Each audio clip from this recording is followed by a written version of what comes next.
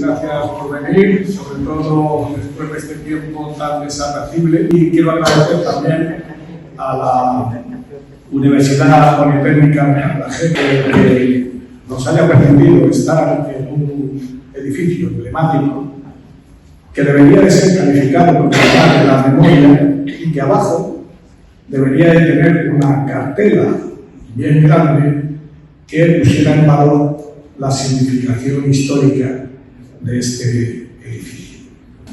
El libro, en el propio libro lo pone, que sirve también como de desagravio a aquella imagen infame y ignominiosa que tenemos de un trabajador. Quiero pensar que inconscientemente por parte de ese trabajador, martilleando una placa que homenajeaba a Largo Caballero en Madrid. Esto que es, como digo, infame, es injustificable de todas, pero fíjate, lo podemos entender, o mejor dicho, explicar por el origen que tiene.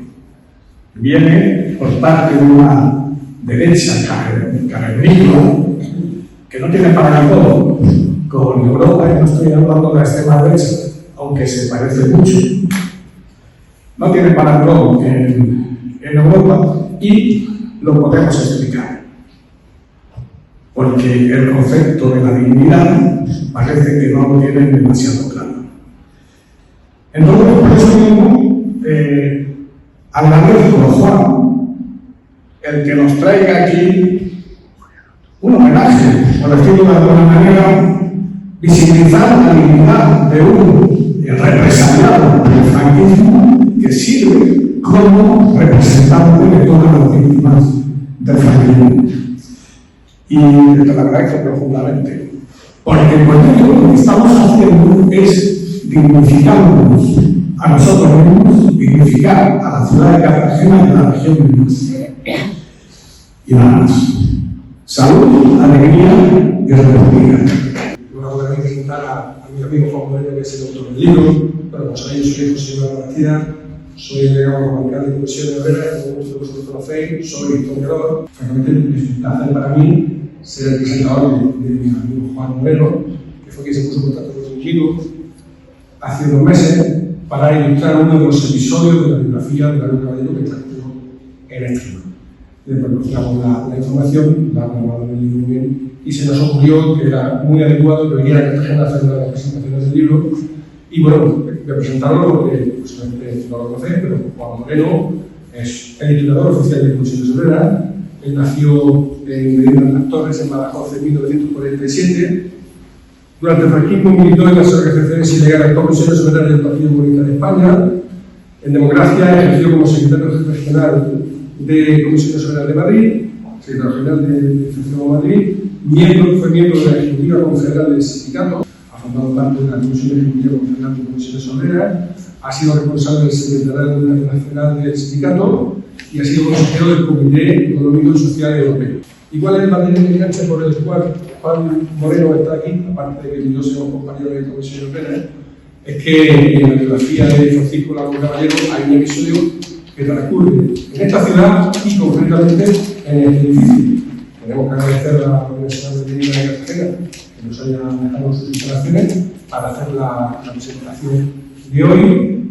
Francisco Largo Caballero, Julián Besteiro, Daniel Aguiano y Andrés Saborí fueron los miembros de la Unión General de Trabajadores del Partido Socialista Obrero Español que instigaron la primera huelga general de España que tuvo lugar en el año 1927, que son por tanto militantes socialistas. Ellos iniciaron la primera huelga general revolucionaria en 1927, en agosto de 1917. Ellos cuatro fueron los cabecillas a los que se le procesó. El proceso de la huelga general de 1917 de estos cuatro personas, el fiscal pidió la pena de muerte. Ojo, se pedía la pena de muerte para ellos cuatro. El juicio acabó con cadena perpetua. Cadena perpetua por la huelga general. Bueno, pues en 1917 a estos cuatro compañeros, estos cuatro héroes de la lucha obrera, se condenó a cadena perpetua y la cadena perpetua tuvo lugar en este edificio. ¿Por qué ahora un libro, una biografía de Largo Caballero? Hay muchas y muy buenas biografías de Largo Caballero. ¿Por qué la he escrito yo? Yo soy una persona con una trayectoria aparentemente diversa, en el sentido de que vengo de otra cultura, de otras organizaciones de la izquierda, que nunca he estado ni en el PSOE ni en la UGT. Y quería decir, y esto lo dije el otro día en la presentación del libro, que yo me había sentido muy cómodo escribiendo esto, que había escrito esta biografía como podía haber escrito una de Dolores Ibarra, porque a mí me parecía que a estas alturas,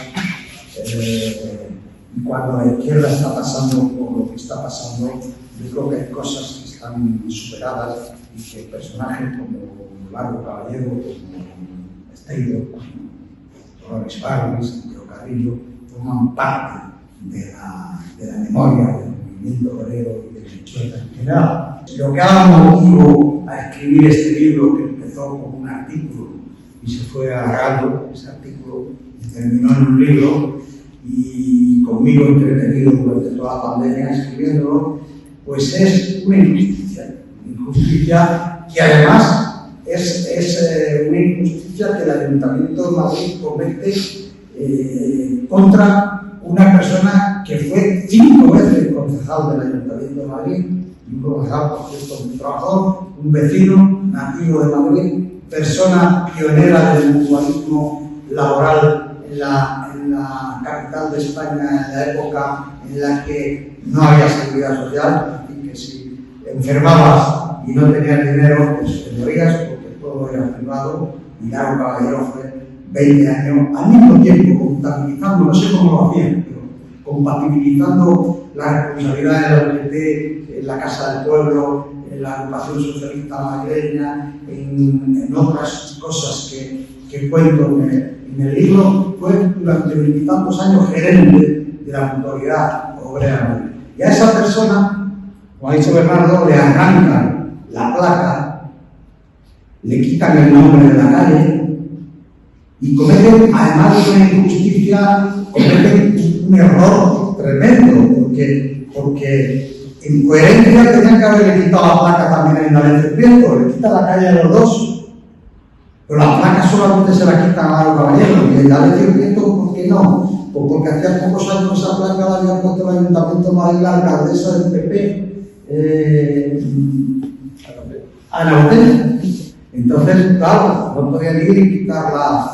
Y trae una contradicción, es decir, ese deseo vengativo de no aceptar las leyes de memoria democrática, de no aceptar la exhumación de Francia, de no aceptar que hay que ajustar algunas cosas, que no quiere decir borrar a todo el mundo, pero sí que quiere decir que hay que borrar los restos más indignantes de una etapa digna de la historia de nuestro país, y que habría que hacerlo con consenso, que habría que hacerlo entre todos. Pues el no aceptar lo que marca, en mi opinión, claro, es una involución del Partido Popular, porque el Partido Popular, incluso este Partido Popular, ha tenido etapas anteriores en las que ha aceptado cuestiones de este tipo que ahora violenta de una manera absurda y a mi modo de ver completamente injusto. Por eso es por lo que empezó este libro. Y ya digo que yo personalmente, por mi trayectoria sindical y política, no encuentro ninguna contradicción, ninguna contraindicación en reivindicar la figura de uno de los más grandes dirigentes del movimiento obrero. Para él, la conciencia de clase va unida al hecho de estar organizado. No solamente conciencia de estar explotado, sino tenemos que estar vivos en una sola organización. Y él es muy duro, muy exigente consigo mismo, pero también con los compañeros. No entiende cómo puede haber el alcoholismo, el maltrato familiar, incluso el absentismo laboral. Tiene un sentido de la honradez, de la dignidad, e intenta a lo largo de toda su vida política transmitirlo por donde quiera llevar. Entonces, muchas veces, Largo Caballero es considerado como un tipo rígido, como una persona poco flexible, y lo que pasa es que para él todas estas cosas eran muy simples, porque la vida había sido muy dura con él. Y esa conciencia de clase la tiene siempre. Y lo une al tema, y para él eso está por delante de los cargos. Él, cuando ya muchos años después es destituido de todos sus cargos, desde jefe de gobierno, que fue el principal que tuvo en su vida. Él dice: yo que he atravesado todos los cargos políticos, que he sido ministro de la guerra, ministro de trabajo, presidente del gobierno, diputado, etcétera, etcétera, cuando he abandonado todos mis cargos no he tenido que volver a la clase obrera porque nunca salí de ella. Entonces él tiene esa conciencia arraigada. Y cuando en el exilio, donde al terminar la guerra es perseguido y encarcelado, él en la cárcel de Limoges, donde coincide con Federica Montseny, la líder de la CNT, y a los dos le piden un proceso de extradición para volverlos a España, Federica Montseny cuenta en sus memorias que el director de la cárcel, con el que ella cuenta que la trataron bien en la cárcel, Lago Caballero dice: no habla nada bien de la cárcel, pero ella estuvieron muy poco tiempo allí mientras se firmaba el juicio, que terminó en absolución, aunque como se verá luego a Lago Caballero no le sueltan ni mucho menos y termina en un campo de concentración. Pero el director de la cárcel le dijo a Federica Montseny que se maravillaba de que cuando interrogó a Lago Caballero al entrar en la cárcel, habiendo sido jefe del gobierno, le preguntó: ¿profesión? Dijo: estupista. Entonces, para él, un director de una cárcel francesa, que el jefe del gobierno de la República dijera estupista, él tenía un alto sentido transmitido por Pablo Iglesias, su maestro, la persona a la que él siempre se inspiró, de sentimiento de arraigo y de pertenencia a la clase obrera. Lago Caballero empezó su trayectoria con una detención que él cuenta para significar el sentido que él tenía de la honradez, que habiendo sido no solamente condenado a cadena perpetua, sino que anteriormente fue condenado varias veces en procesos de guerra, cuando la Semana Sangrienta de Barcelona en 1909, muchas veces fue condenado él dice que una de las cosas que más le avergonzaba y que lo quería decir es que su historial delictivo en los archivos judiciales empieza porque lo encarcelaron, porque cuando atravesaba el Monte del Pardo a buscar trabajo con otro compañero, un guarda forestal, los detuvo acusándolo de poner trampa para cazar conejos. Y entonces esa tontería resultó que derivó en una multa, pero esa multa no le llegó, y como no le llegó, le declararon furtivo y le detuvieron, le llevaron a la cárcel Modelo, y de la cárcel de Modelo a pie hasta Colmenar Viejo. Los que lo conozcan saben que hay unos 30 y pico kilómetros, a caballo la Guardia Civil, y él esposado hasta la cárcel.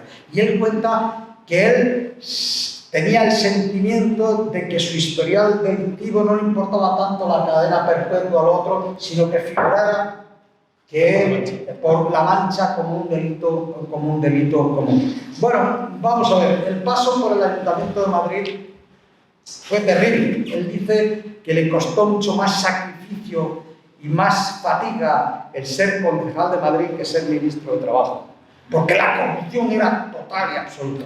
Allí se vendían todos los cargos. Cuando él y Pablo Iglesias y otro compañero más entran en 1905, aquello era horroroso. Es decir, allí se vendía y se compraba todo. Y cuando entraron ellos, milagrosamente, porque tuvieron que hacer una medio operación ahí para que sus papeletas fueran votadas, cuando entraron se dedicaron tanto a denunciar que le cogieron un odio tremendo a los demás concejales, porque los trapicheos ya tenían a alguien. Y el alcalde, que es un sinvergüenza, Alberto Aguilera, aunque tiene una hermosa avenida en Madrid, ya no se la quitan, Alberto Aguilera, cuando veía llegar a Pablo Iglesias y a Lago Caballero, decía: señores, habrá que cambiar algunas costumbres porque ha entrado en la casa la pareja de la Guardia Civil.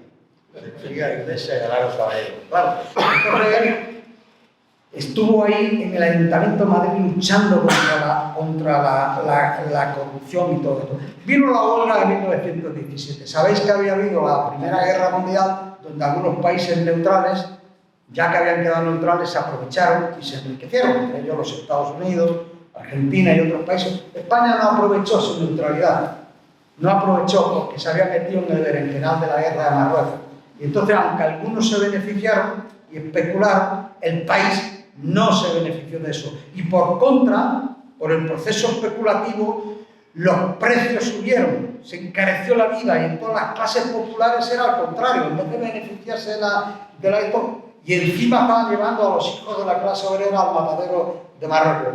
De ahí la huelga general. Y esa huelga general, que fue la primera huelga general política, no la quisieron hacer para tumbar el régimen monárquico e instaurar el socialismo, no. Ellos lo que querían era que hubiera un gobierno constituyente y poner a los republicanos moderados al frente. Y ellos, el movimiento obrero se consideraba que no estaba preparado para tomar el poder.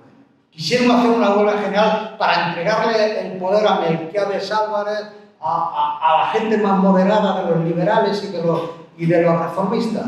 Pero bueno, la huelga general, todos sabemos que aparte de todo hubo unos 70 muertos, un montón de cientos y cientos de detenidos, de heridos y todo esto. El comité de huelga, cuando vieron que la huelga iba a ser política, porque al principio tenían un comité de huelga para hacer una huelga, digamos, normal, la UGT y el PSOE con la CNT. Pero en un momento determinado se vio con los republicanos que no, que había que hacer una huelga política para que hubiera un proceso constituyente. Entonces cambiaron el comité de huelga y pusieron a los más altos dirigentes, a los dos más altos dirigentes de la UGT y del PSOE, que los ha mencionado Ibarra, dejando fuera a Pablo Iglesias, que ya estaba enfermo, ¿no? Pero se pusieron a ellos y dijeron, bueno, y además convocaron la huelga general firmando ellos. Sabían que eso significaba la declaración del estado de guerra y que eso podía tener unas consecuencias tremendas, y quisieron asumir ellos la responsabilidad. Entonces, cuando los detuvieron, que también tuvieron una ocurrencia, que es de reunirse en una buhardilla que es de la calle del Desengaño, lo cual ya pues, no estaba muy bien escogido, pues allí había una mujer también, que era Virginia González. Yo acabo de escribir en Mundo Obrero un artículo sobre el papel de Virginia González en la huelga del 17. Virginia González era una dirigente, era la primera mujer que era miembro de una ejecutiva nacional de la UGT y secretaria femenina. Y ella formaba parte del comité de huelga anterior, pero cuando se transformó en huelga revolucionaria, decidieron figurar solo los 4 más altos dirigentes. Pero ella estaba allí, y estaba allí porque Largo Caballero la asoció, porque era una de las que más habían implicado en el tema de la denuncia que se llamaba de la subsistencia, en definitiva, del alza de la carestía de la vida. Y ella estaba allí. Sin embargo, cuando entraron a detenerlo, para evitar tal, dijeron que ella estaba allí para hacerle la comida, como la mujer del anfitrión. Y entonces, en el proceso de guerra, resultó exculpada. Pero ella realmente estaba allí, y Largo Caballero lo dice en sus memorias, porque se prestó voluntaria a ayudar al comité de huelga. Y esa es la única razón por la que Virginia González, que después fue una de las fundadoras del Partido Comunista en 1921, no figura en eso. Bueno, se evitó lo que se evitó, porque el capitán general de Madrid quería fusilarlos.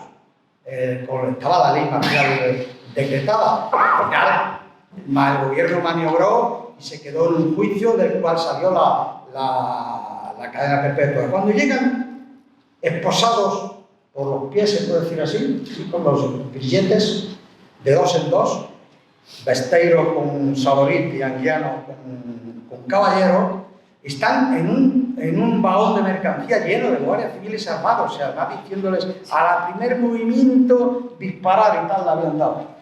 Y los guardias civiles, que sin embargo parece ser no se portaron mal con ellos, se quedaron impresionados porque al divisar el mar, al llegar a Cartagena y divisar el mar, esto no lo escribo, no está escrito en el libro, pero lo cuenta Saborit en sus memorias, al llegar al mar, no sé por qué resorte, se levantaron los 4 y se pusieron a cantar la Internacional. Y parece ser que los propios guardias civiles se quedaron impactados. Entonces, cuentan los dos que Saborit y Caballero, que son los únicos que han escrito sus memorias, que no había nadie en el andén de la estación que hemos estado esta mañana. esperando. Solamente había un joven que con las lágrimas en los ojos recorría el andén detrás de ellos, llorando. Ese hombre joven resultó ser luego diputado, alcalde de Cartagena, Amancio Muñoz de Zafra, y diputado en las constituyentes, donde hay que decir como anécdota, porque estas cosas también caben en la política, que se enamoró de otra diputada, una diputada navarra, diputada por Madrid, Lorenza Resano, y que como anécdota decían que siempre iban juntos y cogidos de la mano. Y las Cortes fue el primer matrimonio de la historia del Congreso de los Diputados, que se casan todos los diputados, ¿no? Y que todos les llamaban los Reyes Católicos porque iban siempre de la mano por los pasillos, ¿no? Y entonces Amancio Muñoz de Zafra les ayudó, pero hay que decir que tuvieron también otras ayudas. Es decir, había un concejal comerciante de Cartagena que se llamaba Escobar y que dice Saborit que este hombre, que era concejal conservador de Cartagena, les ayudó muchísimo. Iba a visitarle a la cárcel, le llevaba provisiones, le llevaba de todo. Se llamaba Escobar, no he sabido más datos, pero quería resaltarlo aquí para decir que a veces el sentimiento de humanidad trasciende el tema de la ideología, y este hombre dijo: esto es una injusticia lo que están haciendo con estas personas. Sin embargo, la prensa reaccionaria de Cartagena pues reaccionó mal, porque cuando el ABC publicó una fotografía de los cuatro en el patio, Largo Caballero le rasuraron, claro, Largo Caballero perdió el bigote, Besteiro perdió la barba, Anguiano tenía una melena por aquí, Saborito ya no sé lo que digo, Saborito no sé lo que tenía, pero entonces aparecían con una... Impresionó tanto esa fotografía que se hizo un movimiento de solidaridad en toda España y empezaron a llegar delegaciones a Cartagena. Entonces el Eco de Cartagena se llamaba así. El periódico saca una crónica horrorizado de que se ha convertido Cartagena en la Meca revolucionaria y que la gente, en vez de venir aquí a ver la belleza de Cartagena, viene a ver lo menos cartagenero, que es el penal, etcétera, etcétera. Bueno, todo tingadas. En total, que cuando acaban y los ponen en libertad porque ese movimiento fructifica en la elección de los cuatro como diputados y no tienen más remedio que soltarlos, cuando los sueltan, uno de los guardias civiles que les trajo unos meses antes le regaló a Largo Caballero, le regaló los grilletes con los que había venido hasta hoy. Largo Caballero los conservó toda su vida y con esos grilletes luego se los transmitió a su hija y su hija a su nieta, que hace poco lo donó a la Fundación Pablo Iglesias. Ella me contaba a mí en la exposición que de niña jugaba con los billetes de la web. Bueno, todo esto para terminar diciendo, Largo Caballero sufrió mucho en el exilio. Terminó en el campo de concentración de Oranienburg. Y cuando termina y sale, es liberado por el ejército ruso y polaco, y él, por cierto, habla muy bien del trato que le dieron en Berlín, los rusos y los médicos, las médicas, porque eran todas médicas, eran todas mujeres. Él lo cuenta muy detalladamente. Él, cuando llega a París, le quedan solamente 6 meses de vida. Estaba muy enfermo. Estuvieron a punto de matarlo allí en el campo de concentración, antes de la liberación. Tenía no sé cuántas enfermedades, bueno. Pero él decidió dedicar los últimos meses de su vida a intentar abrir un proceso de transición democrática a España. Imaginaos, en el año 46, no en el año 77. Y él se alía con los que le habían tumbado en el gobierno, que era Indalecio Prieto, un sector del Partido Socialista, y el Partido Comunista. Salía con los dos. Indalecio Prieto está en México, se reconcilia con él, y coincide, y el Partido Comunista también apoya la idea de que, bueno, esto de intentar restaurar la República con una invasión de los internacionales es una utopía. No hay ninguna posibilidad. La Guerra Fría está a la vuelta de la esquina, ni Inglaterra ni Estados Unidos van a invadir España ni todo lo contrario. Hay que buscar una mediación internacional para que el régimen pacíficamente dé paso a una democracia. Estamos hablando del año 45, casi 46. Era una utopía.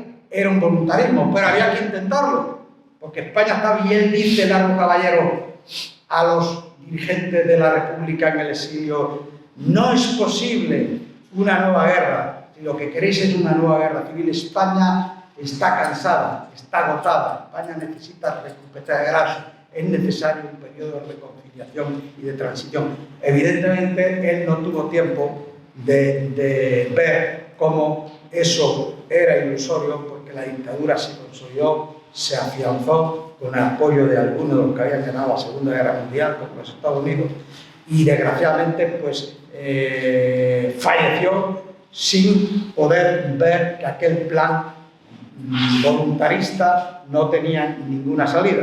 Muchos años después, en el 77, sí hubo la capacidad, por el agotamiento del régimen franquista, de lograr un consenso y de abrir una transición en nuestro país.